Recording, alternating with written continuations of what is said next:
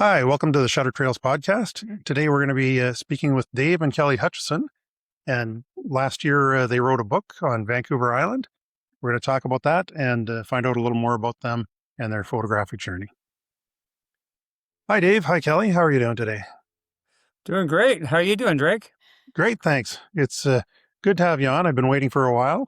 You are the first official interview for this podcast. And Wonderful. so I'm looking forward to getting some good information from you on your journey so far in photography and everything you can tell me about the process of creating a photography book. Yeah, well, thanks for having us. It's great to have you both here. Um, so could you tell me maybe for each of you a little bit about your background, Dave, how you came to be a photographer and what your journey was to get to where you are today? And Kelly, for your side on the art field and forest therapy and what your relationship with photography is as well. Well, I got into photography in about 2005. It kind of goes back 20 plus years. A good friend of mine, actually, I just photographed with him a couple of weeks ago in Alberta.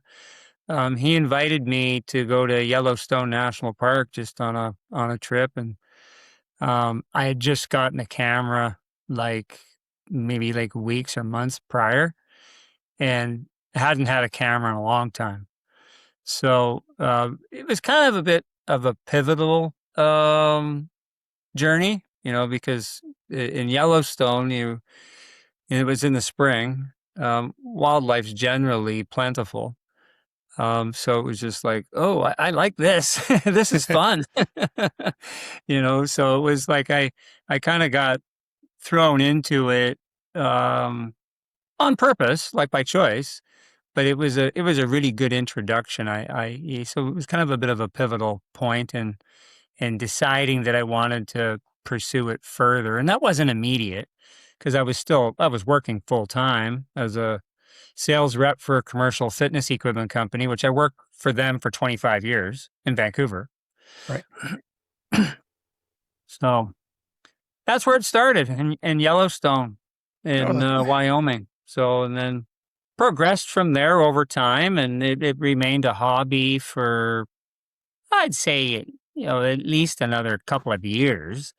And I started selling a couple of prints here and there and got into, shows. And I remember, I think it was 2008 or 2009, I got into the Sydney Fine Art Show. And that was like a big deal. Yeah. So, so I kind of progressed bit by bit by bit. And market changes all the time too over that time period. Various different factors, economic downturns, COVID, so on and so on. And so there's been lots of changes that I've seen over those 20 plus years. But that's basically how I got into it. It's just I got invited to go on a trip, and it kind of went off from there. Sounds like a great start. You sort of hit the ground running. Hit the ground running, exactly. Yeah. Yeah. Did you, in your younger days, you do any film photography, or have you A always been little digital? bit, not that much. I remember my dad gave me a Pentax Spotmatic. I think I was maybe like 9 or 10 years old, and I needed to take it to this guy in where I was from, St. Catharines is where I was raised. This fella was a camera repair person. He's an old Italian guy that just, took cameras apart and cleaned them and fixed them. And so I went and did that, and then the camera worked a lot better because I think it had been sitting for a little while. Right. But yeah, no, had fun playing around with that, and did a little bit of black and white. And I remember when I was young, I have good memories of going to drag races with my folks. Right. There's this place called Cayuga Speedway in Southern Ontario, and my dad would be putting in 800 ASA film and getting the burnouts on the cars and stuff. And it's just stuff I remember about photography. So I wouldn't say that I was kind of into it. I guess I was paying attention at some level. Just a nice introduction, but yeah. It was neat. Yeah. Yeah. Yeah. Cool. Yeah. And Kelly, what about you? What's your background with art and photography and forest therapy? Well, I think I've always loved art and writing and being creative. But after many years ago, after I got married and had my son, who's 22 now, so he's growing up, I got busy being a mom and I kind of put all that on hold. And so I didn't really do much with it. And then in 2018, I decided I was going to become a certified forest therapy guide. And so I traveled down to California to train with the ANFT, which is the Association of Nature and Forest Therapy Guides. And I did their training, followed by a 6-month practicum. And it just changed my life. I've always loved nature. I've always felt a very deep connection with trees, but it wasn't until I learned this practice, this standard sequence that we learn that takes us into the space of plants and trees and helps us to slow down and to mindfully connect and immerse our senses in nature, that I really was able to reconnect with myself and that creative voice. Right. And it got me writing and painting again. I started painting in 2020. And then it was in 2022 that Dave and I actually met. So we've only been together, it'll be 4 years this May. It feels like we've been together much longer than that. And I mean that in a positive way. People always laugh when I say that, but I Right. Yeah. actually mean that.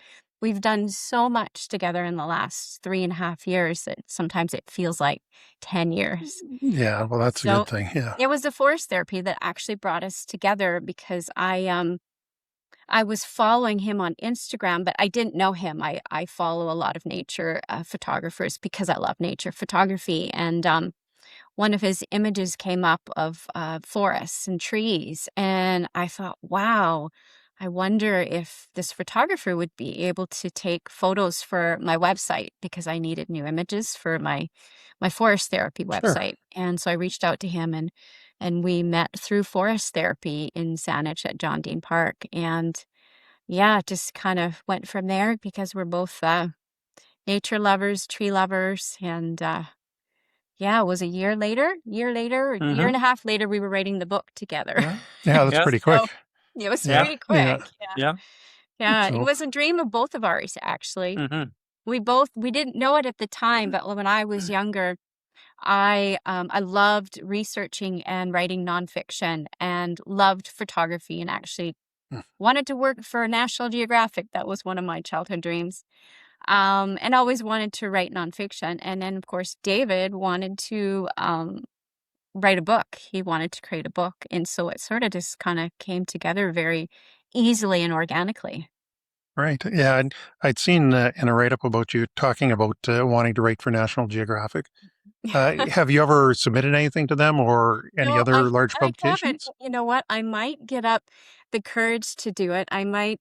Um, I'm actually last summer. Dave started teaching me how to photograph. When I was in my 20s, I actually dabbled before I had my son.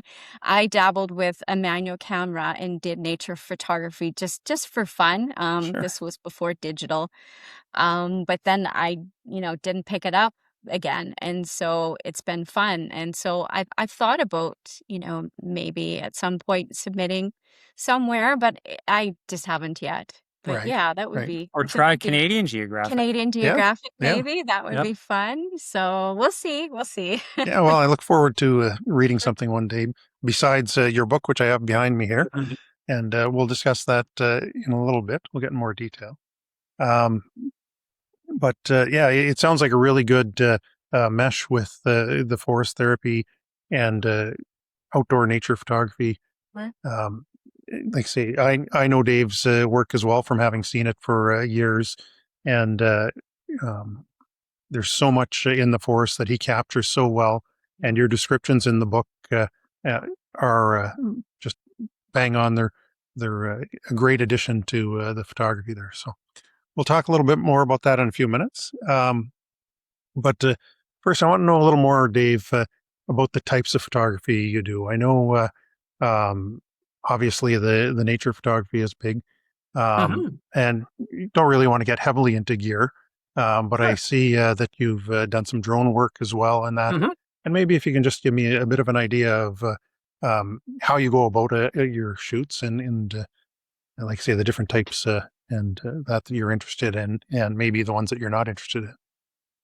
Yeah, so I've dabbled in several different areas of photography. I even when I had a small studio in North Saanich, I had a studio there for it was about 4 or 5 years, and I did some pet photography, a bit of people photography. It was more of an exploration time period Right. about just exploring different types of photography. I haven't done any weddings or anything like that, Right. but I've always gone back to nature photography. So, and I enjoy architecture and buildings and those types of shoots. So I've done some shoots like for marinas and hotels, those types of clients. Not a lot of that type of work, but I do enjoy it. And what since I got my first drone, I think it was 2019, and that's not that long ago, and it was pretty rudimentary then, like very Sure. crash prone. The obstacle avoidance systems weren't great then. No. So it was a lot of fumbling and exploring. But I now lots has changed, and I just Right. got a new small DJI Mini Pro 5, and I have a Mavic Pro 2. But yeah, it's not to kind of get into the gear stuff that much, but it doesn't really matter right now for what we're talking about. But I just love seeing the world from up above looking down. It's just something that it just interests me more and more as another way to see nature. Yeah, it can give you a really interesting perspective. It can, and it can really add to the storytelling. Absolutely, yeah. Yeah, like I was just reading about another photographer this morning that as he did research about, who in the world has used a drone for horses, Right. photographing horses. Hmm. It's either, you get too close to them, then they get skittish. Just like if you get a drone around a bear, the bear's gone. Right. Yeah. Bears don't like drones.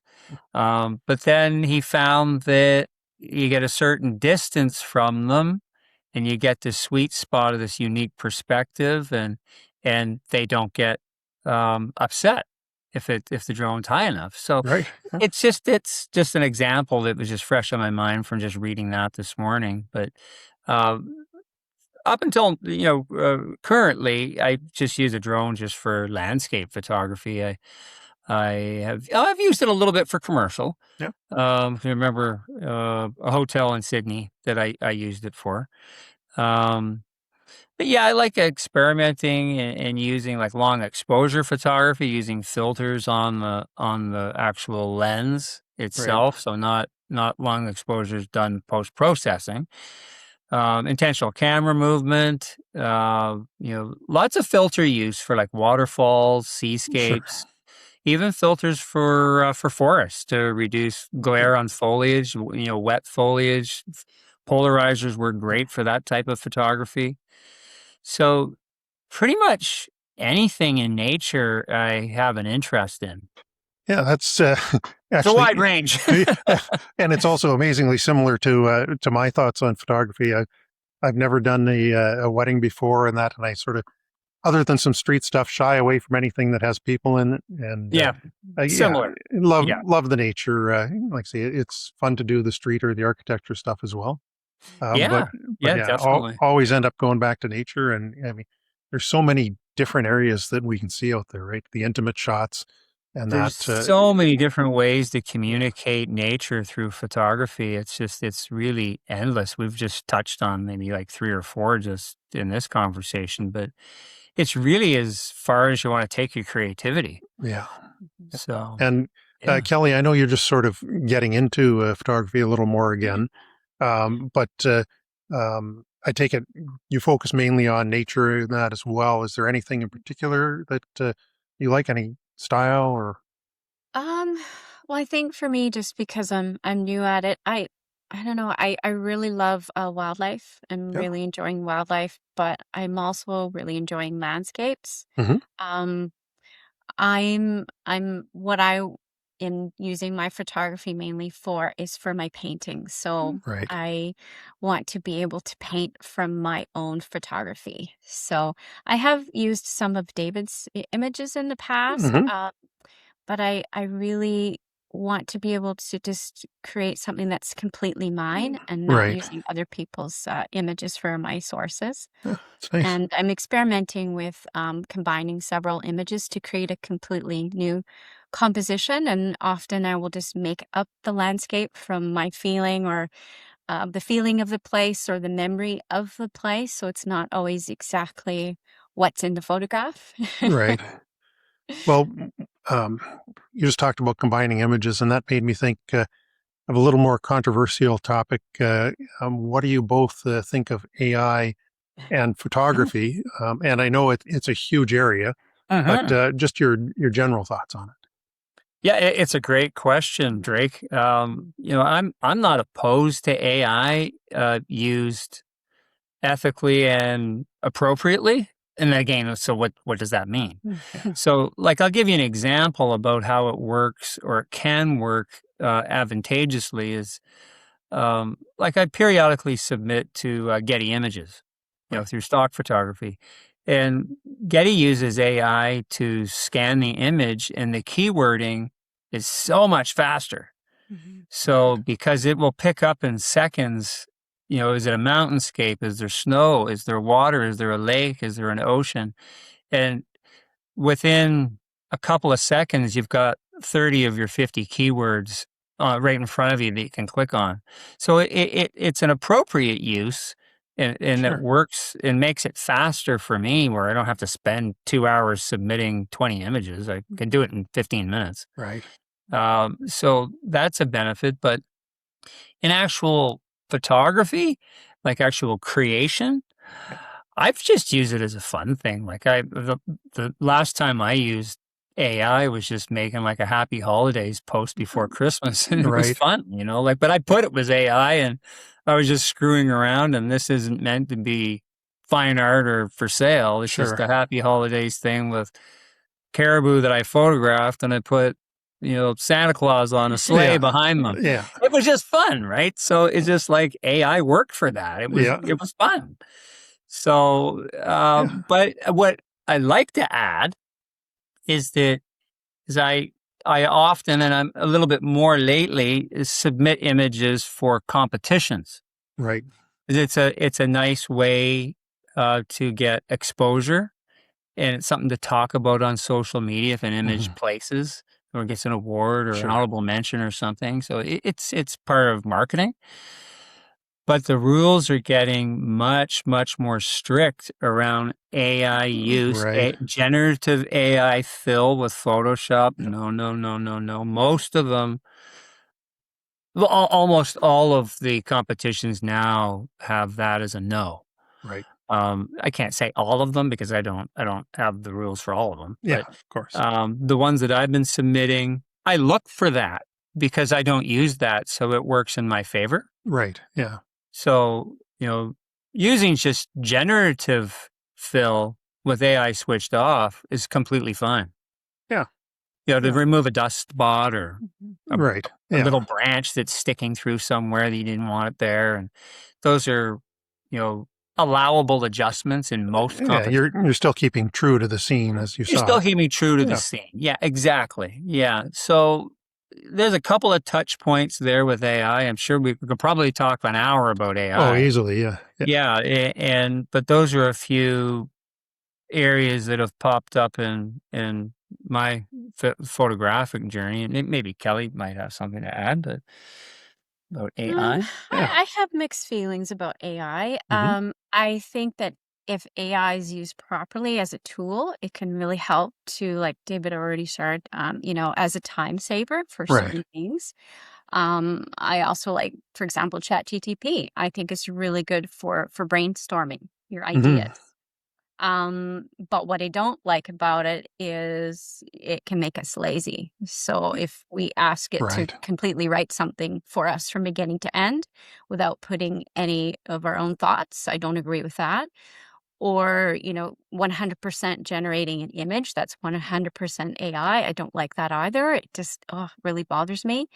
So I don't know how to answer the question other than I have really mixed feelings about it. I think that if we can learn to use it as a tool and not take over, it's fine. But as humans, can we do that? Because often we just want the easy way, right? Sure. So, And I think I know sort of where we're going, but both as a writer and a photographer, what do you think the potential impact is to both of those sort of sides of things? What's going to happen because of well, it with photography and writing? yeah, I think what's happening, what I'm noticing is it's really easy to notice, at least I think so, and I've noticed like comments from people saying Facebook. Often now, you can recognize when something has been written 100% by ChatGPT, Yeah. or you can recognize when an image is completely AI. And I think that more and more people are aware of that, and they really want to see real art and real writing. So I I don't know. I think I don't know if we're really going to be able to go that far with it. I'm not really sure. What do you think? I Well, my take on it, Drake, like photography wise, I think it's a very different take in regards to writing and Mhm. an author. But I think that genuine nature photography is going to shine even more. Mhm. I think that because people are seeking that, Yeah. Right. and they if they want to hang something on their walls, or they want to license an image for particular use, which is almost endless. It'd be an annual report, a calendar, a brochure, and it Yeah. goes on and on. Is that they want an authentic image. Hmm. So I don't think it's quite started yet, but I think into the future, photographers that are not using AI in their creative process and their final output, they're going to shine more. Yeah, they'll stand out. But they're going to have to also Right. be really good. Right. Yeah. So that's the other thing too, is that it's going to elevate some photographers. Some of them, Sure. it might push them away. I'm not sure. But that's my take on it. I think it can help. Yeah. Yeah. Yeah. It would be nice if there was a way to clearly identify something, because I think, Mm. as we've seen over the past couple of years, the quality of it has gone from somebody having six fingers and Yeah. looking Yes. grotesque to Yes. almost indistinguishable unless you're looking close. And Yeah. especially when you're looking at social media, and that people are thinking things are real that aren't, and it's going to be so easy to pass off things. Mhm. So it'd be nice if we can get to the point where there's some verifiable way to tell. Yeah, like Um, even video, I've noticed the video. yeah, I was looking at a video today on Facebook, and I was like, is that real? Like, I honestly was not sure yeah, if it yeah. was We're real seeing or if more of it it all was the time. AI. Well, with Getty Images, they scan the image, and Right. they know right away if it Yeah. has AI content or generative AI used, and they'll Hmm. flag it and ask you to resubmit it, or it's just, or if you Yeah. don't resubmit it, then it's deleted. Yeah. So That's a good way to check. Speaking of Getty, um, mhm. and how are they now? I heard from the past to the more recent years that um, what the photographers are getting is a smaller and smaller portion all the time Mm. of any earnings on it. Is it Yeah, worth it to you to continue submitting to Getty? yeah, I would say it's probably borderline. But that being said, late last year, I think it was maybe about October, November, I switched to exclusive. So I don't now I don't submit to any other stock agencies like I Right. have in the past. So it's streamlined. My downloads since January the 1st on Getty have gone up, probably, I'm going to guess, at 2 times. So 100% more Well, downloads. And I'm getting paid twice as much more than what I was before because I wasn't exclusive. sure. Okay, that's A good. little bit too early to measure. If you ask me in a couple months from now, I have probably a better answer. But I look at it as more building some residual income for years down the road. Sure. It's not a lot of money each month, but what sometimes does happen though, that if there's other photographers that'll be watching this podcast, Yeah. is that it can sometimes open up a door for an inquiry for another particular image that you can license direct and then make Yeah. make a lot more money. That's right. Yeah. So it doesn't do that often. I'd probably say that happens 2 or 3 times a year on average. But when it does happen, sometimes it can be, $1,000 for an image instead of $10 or $20 or something. Right. Yeah. That's a nice Because difference. it's a specific image that they're looking for. They want the high res file, not the JPEG. They want to make it Sure. big. It's going in a boardroom on a piece of glass or something. It's endless, right? So Yeah. Yeah. Of course. so it can be good lead generation.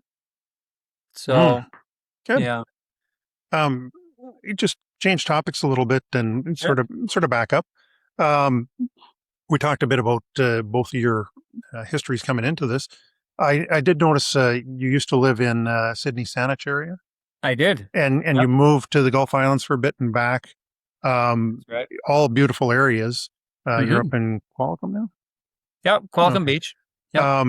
What has sort of driven you to those moves and that? Is it looking for more varied photography opportunities, or was it different personal reasons that? Well, it definitely helped with that. It was for personal reasons primarily. When I moved from Sydney to Salt Spring, it was to be with Kelly. That's where I Right. live. Okay. Yeah. Yeah, Yeah. because that's where Kelly lived, Sure. and that just made the most sense. And I enjoyed my time photographically and nature wise. The time that just about a year, a little bit, maybe it's 13 months or something Right. that I lived on Salt Spring. Um, it was good. It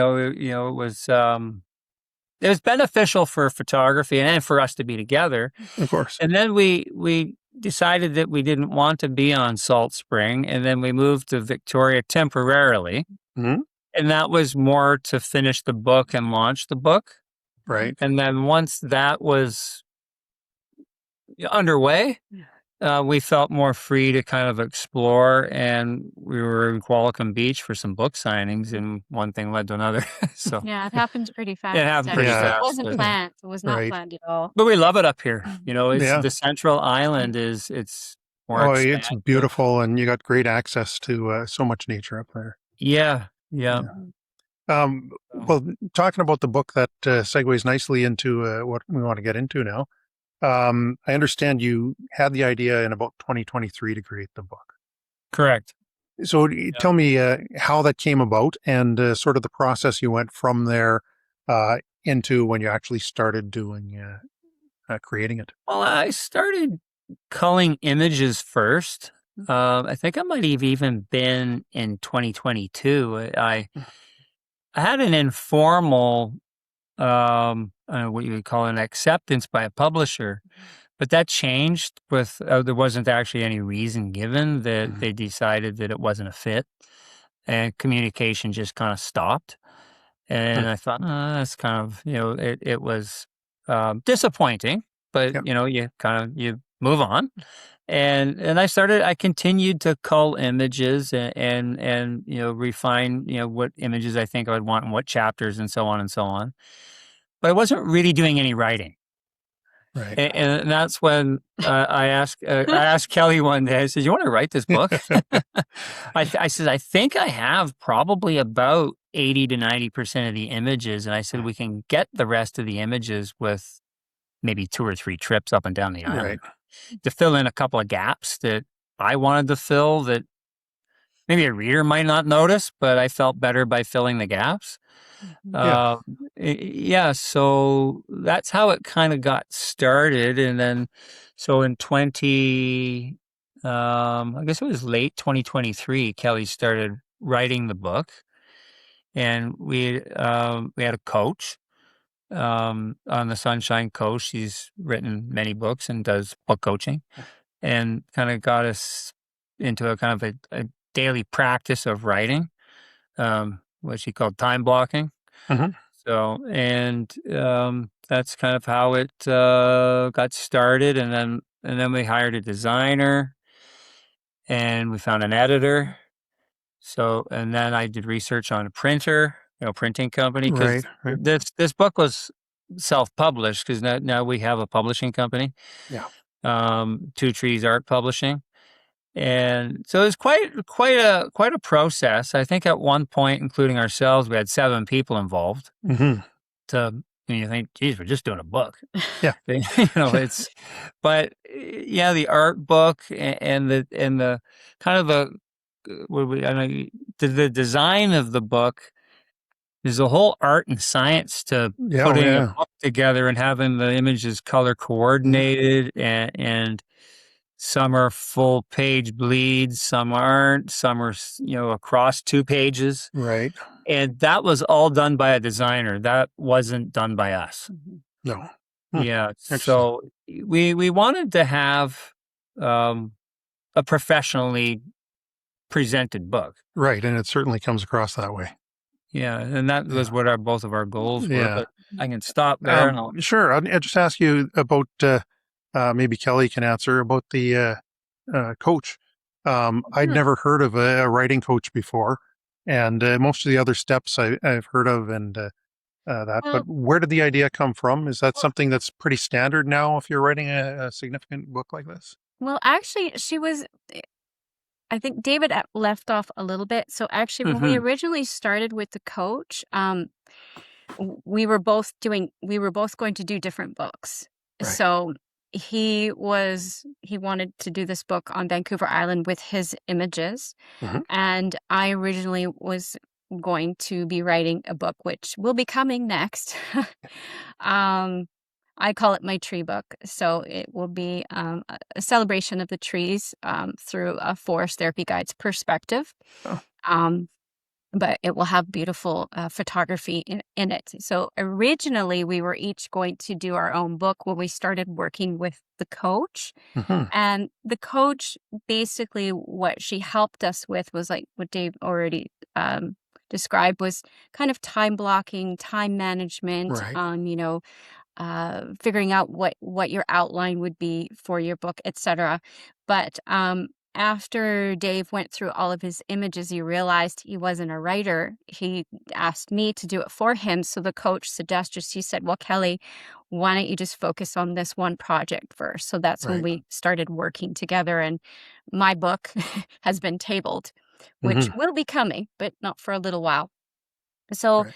um, so that was kind of how do you describe it, David? That's basically all she did for us as a coach. Mhm. But then when we hired an editor, we interviewed a couple editors. We found one that was also a writing coach.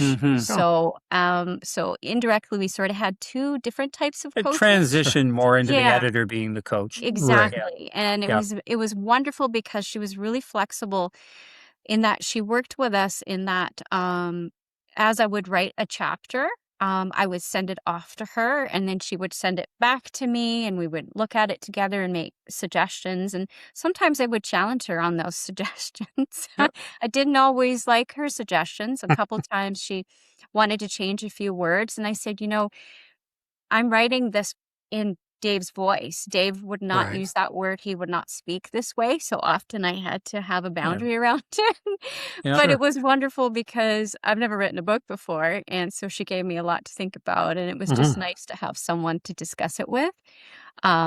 So that was that. She was really our real coach, I guess, around the Yeah. writing. Yeah. But even the designer, I mean, because we're not book designers, our Yeah. book designer has a degree in that, that's what she was Right. trained in. And so, like Dave said, it was a team. At Oh, one point, yeah. there were Oh, 7 Yeah. of us all working yeah. together to make this, this No, it's book. definitely a team project. Yeah. Yeah. Yeah, Yeah. for sure. And I Yeah, s- we can't take credit for the Yeah. whole thing. Not a chance. No, Yeah. Well, but I there are good see. coaches out there. Yeah. Yeah. Sorry, I was going to say I saw that you used Friesens for your Mhm. Mhm. printers out of Yes, Manitoba there. And correct. how did you end up selecting them? I'd already actually a very good friend of mine. His son works at Friesen's Press, and so I already had some little bit of prior introduction to Friesens.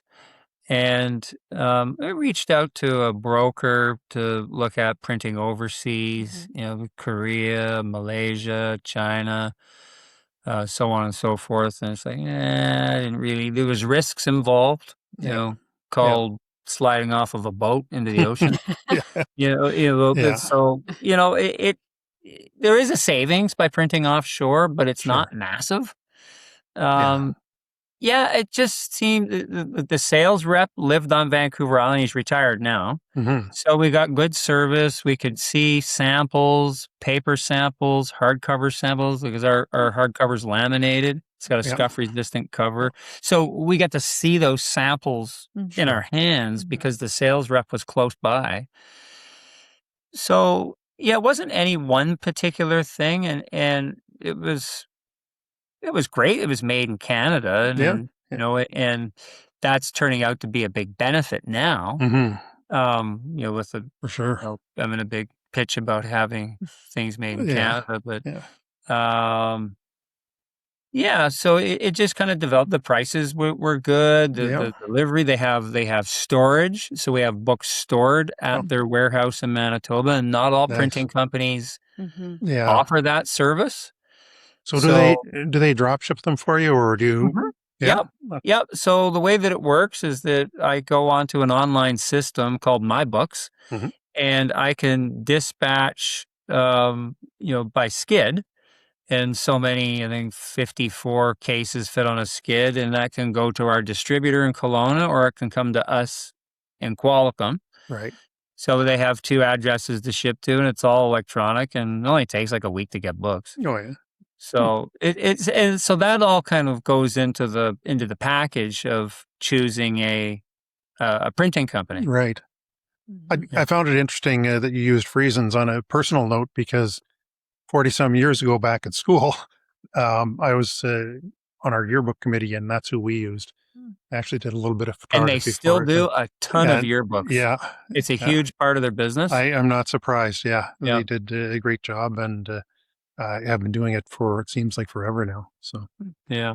yeah. So how large a volume did you end up deciding to print in? So the first print run was 3,100 books. Mm. We had actually ordered 3,000, but then you can have an over or under. Right. We negotiated 5% over or under, so we could have got 3,150 to 2,850, and Right. it came out at 3,109. That's when the guy hit the stop button on the printing machine. And then we ordered 4,200 in our second print run. Wow. Yeah. So Yeah. sales sound like sales have done really well. Yeah, they've been pretty consistent. Yeah. Yeah. And I see Yeah. you've been the #1 book for a while. Well, we've been in the top 15. See, each week, usually around about kind of late Monday morning into Monday afternoon, the tallies of books sold through independent bookstores in BC is published. It's Right. like it's open information. You just have to subscribe to the email. And yeah, 42 weeks in 2025, we were in the top 15. So it was great exposure.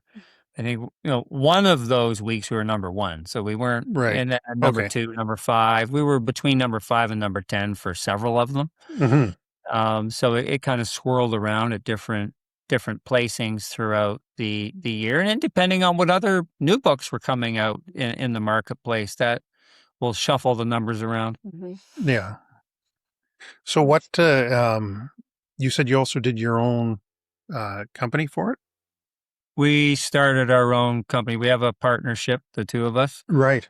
And we just we're publishing a calendar as well. Actually, it's gone to print. It might be ready tomorrow. Mhm. So a 2027 calendar, and we have a line of art cards. We have 60 titles of art cards that we wholesale. So the books, the calendars, the art cards, they're all wholesaled to bookstores, gift shops, and galleries Right. around BC. And some we supply ourselves, but about 80% of the books are supplied through a distributor. Right. So we use a distributor to get into chains like Chapters, Indigo, because they don't buy directly from authors. They buy from Right. distributors. Yeah. Oh. So, Interesting. yeah. So, just let me think for a second. You said you do the art cards, prints, calendars. Is there any other type of merchandise you sell, or is that That about it is right in now? the wholesale line. No, I think that's it. Yeah. Well, we did journals one year. We might bring Right. journals back again. So Yeah. that would be another market segment. And if anything else, comes our way that there's a demand for, we would look at it, because we're often talking to bookstores about, what's lacking. Yeah. And that's how we did the research on the Vancouver Island book, which was quite interesting right in the very beginning, is that I went back to old school and knocked on doors and talked to bookstore owners or bookstore managers that I knew and trusted. Is there any Vancouver Island books around? Like I got Right. really inquisitive, and there was one or two that were like 10 years old and out of print. Yeah. And one of the authors I knew, and he's retired now. Sure. But there really wasn't anything. So that's why that was another push to pursue publishing it, because we saw a market gap. Right. Yeah. Yeah. So that research wasn't super difficult to do. You just had to go to half a dozen bookstores and you start seeing the same pattern. Yeah. Yeah, we could use a book like that to sell, and because they want to hear from authors. Right. Yeah. Yeah, they want authors coming into their stores telling them about new ideas, and because that's their livelihood. And now you've been doing a lot of book signings at different stores, right? Yeah. We've done. We did 13 book signings on Vancouver Island and last year, and now we've paused those. I think they've run their course. They serve their purpose, but we've got some other ideas that are in the works for the next phase in the life cycle of a book. So. So what else? I know you do some tours, workshops, and that. What else are you all involved in photographically? Sorry. Well, in regards to tours, mainly what we do is we do private workshops. So, like we've just wrapping up scheduling a group from Pennsylvania on a private tour. And these are usually word of mouth or Google searches. Excuse me. So no real like multi-day workshops that are pre-scheduled. Right. We've had a couple of other inquiries for private workshops, and we also can combine them with forest therapy. So they don't always have to be just nature photography. They can be both photography and forest therapy combined. So we're getting inquiries for those too. And this is the time of the year where a lot of people, it's not unusual that, January, February, March is when, especially people that are tourists to come here. They come from the States, from Australia, from England, wherever. They start doing a lot of their planning right now. Right. So that's when we normally get our inquiries. And we've got a couple of whale wildlife sunset tours that are chartered, so scheduled for the end of June, and those are on my website. They're June 23rd and 28th. Yeah, June. So, yeah, yeah, I'm really excited about that. Yeah, because we both love whale photography and marine photography, and I like painting whales. So yeah. Kelly got a really good taste of that when we were out in Port Hardy in September, because we came across a couple of beautiful pods of northern residents. Oh, nice. And that was memorable. Yeah. So, yeah. What else do we have? We could go on about the book for a while, but yeah, we covered some good bases there. Yeah. Well, I did have a question for Kelly about the book that I meant to ask earlier. Was you did all the writing? What was it like interviewing Dave for the book and discussing the various photos that were in it? Well, it was interesting because when we decided how we were going to do the book, we decided to break it into 7 chapters by region. And so Dave selected all of the images. And then as I was writing each chapter, I would go through those particular images in that chapter, and I just interviewed him. And some of them, I mean, were taken a long time ago. So sometimes it was a little bit challenging to get information out of him. You could tell them Um, Yeah. about the wolf story. oh yes, well, yes, the wolf story. I remember it was after I had just finished writing. Was it chapter 5? Mhm. Chapter 5, yeah, Yep. chapter 5, which was the Tofino, Yakulit And the area surrounding area. and surrounding area. And his mom was actually over for dinner, and it was Christmas time, Mhm. I think. And we were chatting, and all of a sudden he starts talking about this wolf that he encountered on Vargas Island. And I'm going, what? Why did you not tell me this? Like, I had already finished the chapter, and I'm like, well, yeah, I haven't even seen those images. I'd like to see them. So I made him pull them up on the computer, and I'm like, okay, I gotta add this into the chapter because this is, so interesting. I was fascinated by this story, but so sometimes it was challenging to kind of jog his memory. Yeah. And then I spent a lot of time. I have 2 big, thick notebooks of Mhm. research that I did. So I would go through before I even started writing. So I'd have, a notebook of my interview notes from each image, and then I had a notebook from all the history research that I would do on the particular region, and I didn't necessarily know what I was going to use.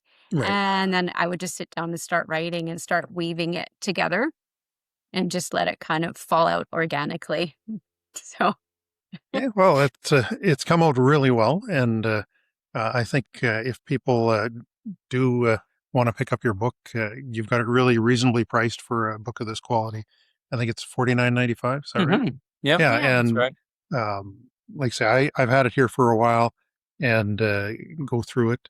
Uh, the photos, the writing are all exceptional, and anybody who wants it, we'll make sure we put the information in the end of the episode here so that they know where to look. And I do have some questions here before I wrap up, Mhm. but I wanted to make sure that you didn't have anything else that you want to tell me, um, either about the book or about your journey getting here so far. Hmm. Oh, we have the book on Amazon. Yeah. And that was a journey in itself. The very strict requirements were fulfilled by Amazon.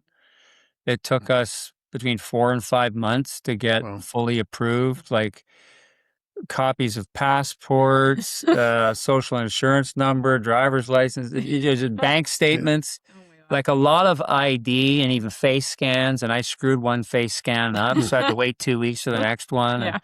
But I knew that I did it wrong because I took my glasses off in the middle of the scan. And I Okay. thought, oh, geez, I mucked Yeah. that up.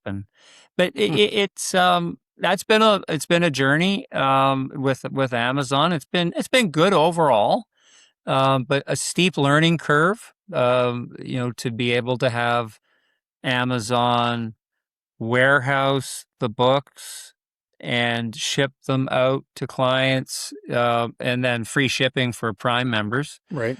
So, and then we're just shipping tomorrow um, to the States for the Amazon.com. Mhm. Right. So we Yeah. have accounts open at both .ca and .com. Actually, Mexico as well, but we're not selling any books there. 'Cause I Yeah. just don't It'd think be that. too expensive to get them Well, there, it'd be I'm too sure. expensive to get them there, Yeah. and I don't. Once you're in Mexico, you're probably not thinking about Vancouver Island. Yeah. Yeah. So, but yeah, the whole Amazon experience it was a lot of work, but now it's set up, so Right. we can put calendars on there, future books. Mhm. So once it's set up and the legwork's done, then it paves the way for the future. But our primary goal and method of selling the books is still through bookstores. Right. Bookstores is still our primary outlet. But some people, they don't live near a bookstore or they don't want to go to a Yeah. bookstore. Yeah. And that's where Amazon fills that Yeah. bit of a market segment. A lot of the orders are Right. like coming from Ontario, like Oh back yeah, east, like Yeah. Dryden, Ontario. It was Moncton, Yeah. New Brunswick, and like I don't even know if there's a bookstore in Dryden, Ontario. Yeah. You know, Right. so Have you had, you mentioned the US, have you had many coming from there? we've had some orders, not a lot. Yeah. We've had probably like a handful Right. that we've just shipped ourselves. Um, but we're researching um, uh, other ways of marketing the book throughout North America, which Mhm. would make sense for us to have some in stock there. Sure. Yeah. Mhm. Yeah. Yeah, because a lot of tourists come to Vancouver Island, Yeah, and absolutely. be good for them to have the book, as a lot of people are using it even as a reference, as sort of a Right. mini guidebook, Yeah. places to see. Yeah. Yeah. Mhm. Um, so I'll finish up here then with, I got 4 questions that you can both answer. Um, First question is, what has been your biggest challenge to date, in some way related to photography or your art and writing? Mhm. Well, I think our biggest challenge uh, currently is having consistent sales. Mhm. Um, how else I can say it is that regular, consistent sales. I think that's seems to be. I think that's the biggest challenge in the art business. Hmm. And some artists have figured out how to um, alleviate that.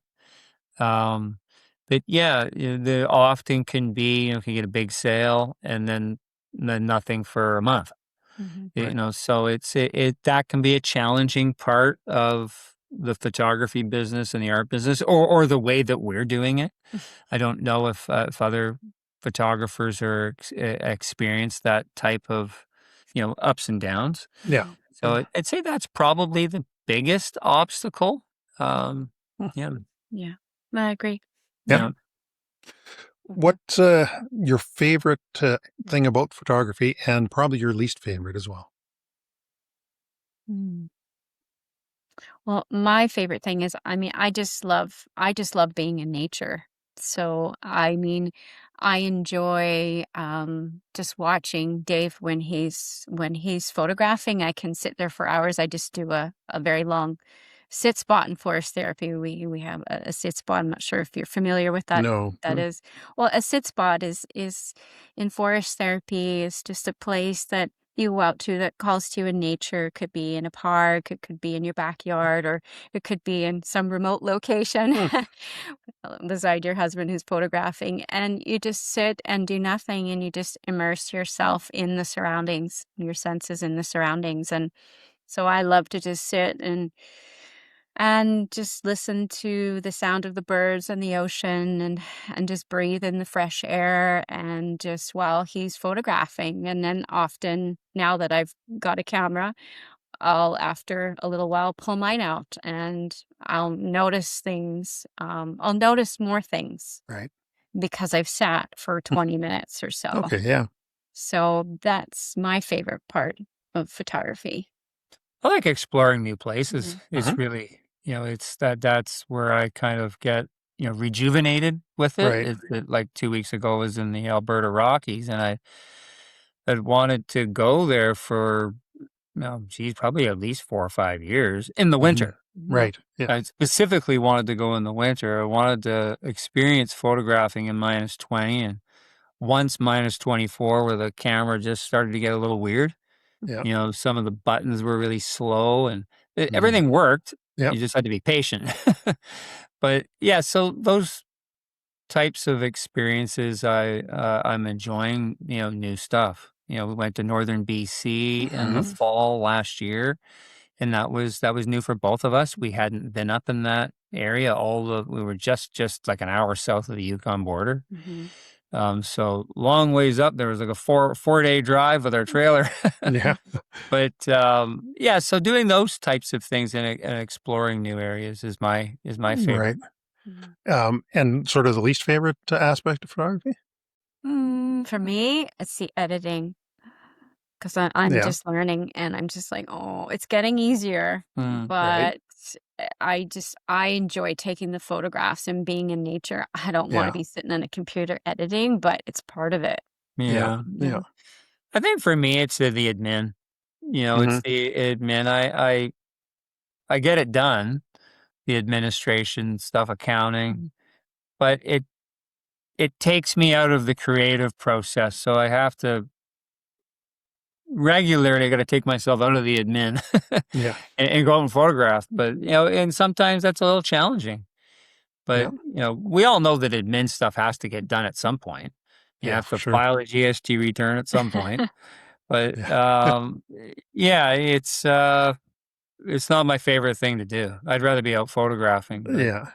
yeah. Good. Mhm. Couple more questions. Do you have any piece of advice for photographers wanting to sort of advance themselves? Patience. And just keep going. Yeah, you just have to really persevere, Right. and because it can be um, I say tough. To stand out, you have to work at it. I think. I guess. Yeah. Well, I guess it could be the occasional person that might not have to work at it, but Yeah. that could happen. So I have to be kind of Yeah. careful with my words, but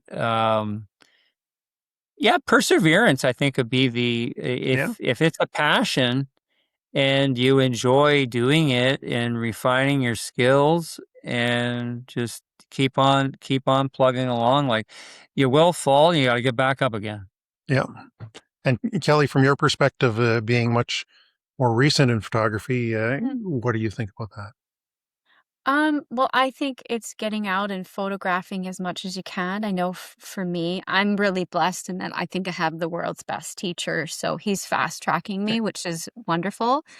Um, but I think it's just getting out and photographing as much as you can. And Right. that's the way you're going to learn. It's like that with anything, right? The more you Right. practice, the Right. better you're going to get at something. Yeah.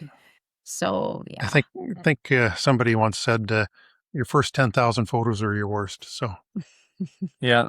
we'll go from Yeah, there. you're not a master until you've done something 10,000 times. That's right. Yeah. So just sort of the last question here is where do you see your photographic journey going from here? What's next for you? Well, to work at having more consistent sales and learning from other photographers. I want to do more of that. And actually, I just signed up for a photography business course that actually just started this morning Mhm. Oh, with nice. another photographer in the States, and he's done really well for himself. So he can kind of walk the talk. Mhm. But yeah, I think that would be the biggest one is to have more print sales, Right. but it doesn't have to be that. It could just be more consistency. Sure. Um, and finding new ways to be more efficient, Hmm. and it could mean, hiring somebody to do something, Right. you know, The accounting. well, yeah, in a term, Yeah. in another course we're taking, it's flipping from being an operator to an owner, Mhm. Right. which can be a little tricky, Yeah. especially like I can't sub out somebody to go and take photos for me No. because Yeah. that can't be that can't You be. wouldn't want to do No, I that. wouldn't No. want to do that. I wouldn't want No. to Yeah. do that. Yeah. But so Mhm. that's something that we're working on in our business is to be able to not have us do everything. Mhm. Right. Yeah, it's getting support, getting Getting support, mentors, yes, and or mentors. getting Yeah. help Yeah. Yep. with doing some things that you need support with, so you have more time to follow your passion. I think it's like that with anything, right? A lot of us have a hard time Yeah. asking for help. We think we have to do it all by ourselves, but no. Sometimes No. it takes a team. But Yeah. if a photographer wants to fast track themselves, Yeah. finding a mentor, Mhm. learning from other photographers that have done something really well, and how did they do it, Mhm. and Right. how long did it take them to do it. It's possible that they could learn something in 5 years instead of 20. Yeah. Yeah. I know By And he's fast tracking me. I know that, and right. I'm really grateful for that. Not everybody has that built-in opportunity. But yeah, if you can find someone that can show you the ropes, it Yeah. really And is helps. that something you're considering adding to your services, mentorship? I guess it's possible. I hadn't really thought about it a whole lot. A past photography association that I belonged to, I did some mentoring, but it was more pro bono. Right. Yeah, yeah, I couldn't say with any kind of certainty, but possibly. We've talked Yep. about it, Yeah, and possibly. we've had a lot of people actually ask us about, "Oh, how do I publish my book?" And, Right. Yeah. we even Yeah. have a presentation that we've done a couple times on, the journey of publishing our Right. book. Of Yeah. course, Yeah. there's many ways, but this was our experience and what we learned. Right. So that's something we thought about possibly sharing, with people. Yeah, we did a presentation in Vancouver in the fall on our book creation Mhm. process. And then we've got one scheduled through the BC Yukon Speakers Series on November the 6th. So quite a Right. long ways from now. Yeah. We have to go through spring, Mhm. summer, and Yeah. fall. Yeah, so we'll But see. they schedule quite a ways out for the Right. speakers Yeah. over the year. But yeah, we both enjoy helping people. Yeah. So Yeah. yeah. Well, that's great. So, just to wrap up, then, if people want to find out more about you, maybe where can they find you? Your website, your socials. Yeah, my website is davehutchisonphotography.com. Mhm. And that's kind of the hub where most of the information can be found. There's a link to go to Amazon, or a list of the bookstores that carry the book. Images are listed in different categories on the website for seascapes, waterfalls, forests, wildlife, so on and so on. Mhm. And And my forest therapy website is sailorseaforesttherapy.ca. Right. And that's all about my forest therapy. And then I have another website, kellylovesnature.com, which is a little bit more, I don't know, more personal, I guess. I'm planning on doing some more writing and blogging about different things that I'm interested in. I have a background in health and wellness, is Right. where I used to be. And so I want to be doing some more writing about that as well. So Okay. we'll see. We need more hours in a day Yeah. Of to course. do everything we want to do, Yeah. right? Yeah. Yeah. All right. Well, if anybody missed that, I'll have that in the show notes so they can contact both of you. And it's been a great hour here. It went by pretty quick. I enjoyed our talk. Nice talking to you both in person instead of just email and seeing you online. So thanks very much. Yeah, thank you. thank you very All much. right. It's really lovely chatting with you, and we really appreciate your time. So thank you. Thanks. Best of luck with some more sales. Thanks, Drake. Thanks.